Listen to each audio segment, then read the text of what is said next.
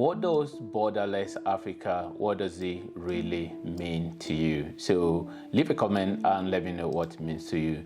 But I'm going to actually paint you some quick scenario. Well, it's not really scenario, it's like reality. So think about this. This is a British passport. Somebody with a British passport, and well, by the way, this is the passport index, which I'm going to quickly use to illustrate what I'm talking about. So you can see all this color here. You can see the red, the blue, the green, and the orange. So quickly, the green are the places where somebody from a particular country holding that passport of that country can, in this case, I'm using Britain and Egypt.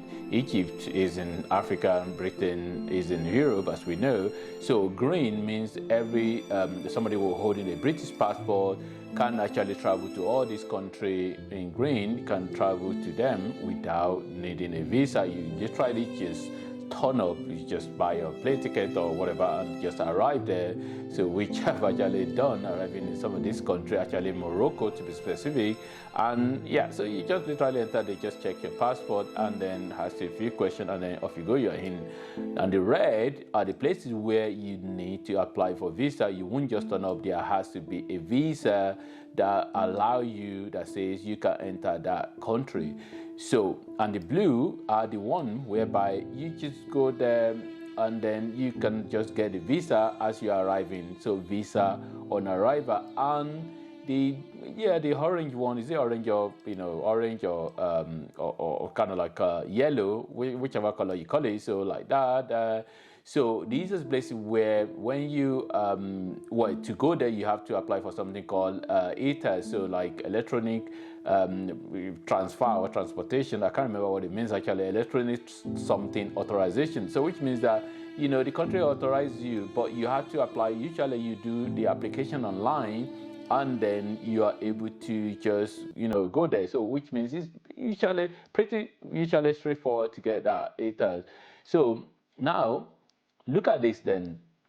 We can clearly see that somebody with Egyptian passport literally need visa to a lot of the countries in Africa to be able to go there to visit. So you won't, with Egyptian passport, you are African, but you need a lot of you need to apply for visa for a lot of African countries to be able to get it. Look at this southern part of Africa where somebody with a British passport can literally just go to majority of the countries in southern part of Africa without visa.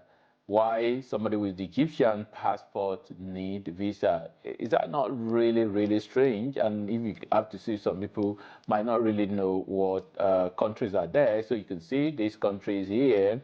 So this country here, so which are, Namibia, Botswana. Which one is the one that need visa on arrival for a British person? Zimbabwe is the one that need visa on arrival. So yeah, so all the other country, yeah. So, but I'm just going to continue to have a look at some more things that we can actually look at this together. So, what does borderless Africa mean to you? Again, I am going to tell you what it means to me. Hold on and stay with me for a few minutes. Okay, so how many countries in Africa currently allow all Africans to visit them visa free? So there are countries in Africa that allow, visa free to their country, and these countries are only, how many are these? 1, 2, 3, 4, 5. Only 5 of them. So, and we have Benin Republic in West Africa. We have the Gambia. We have Rwanda. We have Kenya. Kenya actually is a recent one. And then we go Seychelles. So these are the countries that allow all Africans to visit them visa free. And considering that we have about 54 countries in Africa, so that's really very tiny, small number, percentage that allow all Africans to visit them visa free. So, and again, look at the example of Egypt. Again, Egypt need visa to majority of the African countries.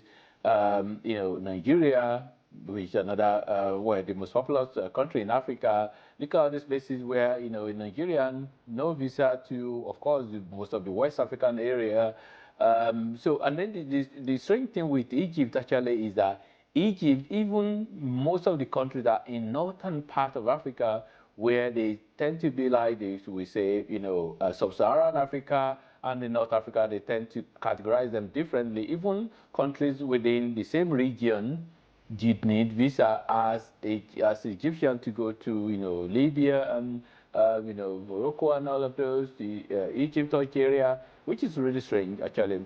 So back to Nigeria example, yeah. So Nigeria, they just have visa very free to most of the West African countries, which they are part of the ECOWAS. Um, and then majority of the other country, they would need visa on arrival of they possibly need visa required to be able to go there. So and then you have Kenya, another example. So you can see all the light green, where Kenya, somebody with a Kenyan passport can travel to all of these countries and without the need to apply for visa. And then you can see again, it's almost like Africa tend to almost like with your region, apart from the Egypt example that I showed, your region, country within in your region, in your area mostly, and this is very strange actually. A Kenyan who is a neighbor to Somali. I find it really very strange that Somali, that is your neighbor, you still have to apply for visa to go there.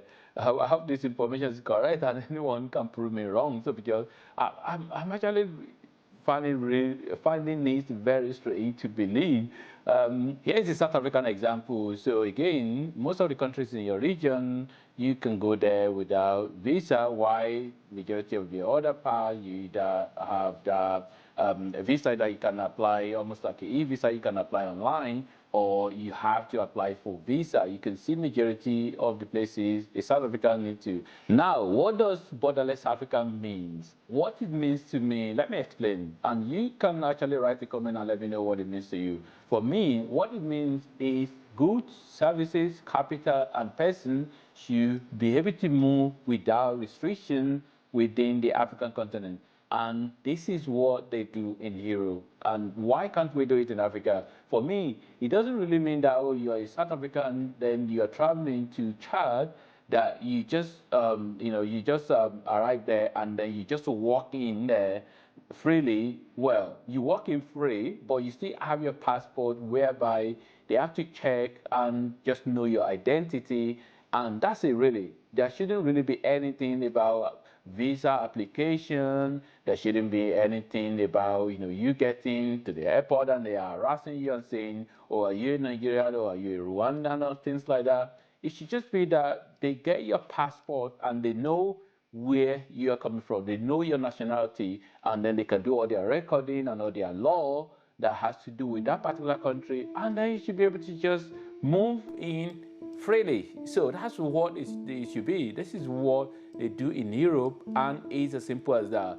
Goods, services, capital, and person should move without restriction within the African continent, regardless of whether you're Nigerian, you're a Nigerian, you're a Ethiopian, you are a Kenyan, you are a Libyan or Algerian. If we say this is Africa, there should be free movement of goods, services, capital, and person. So what does borderless Africa mean to you?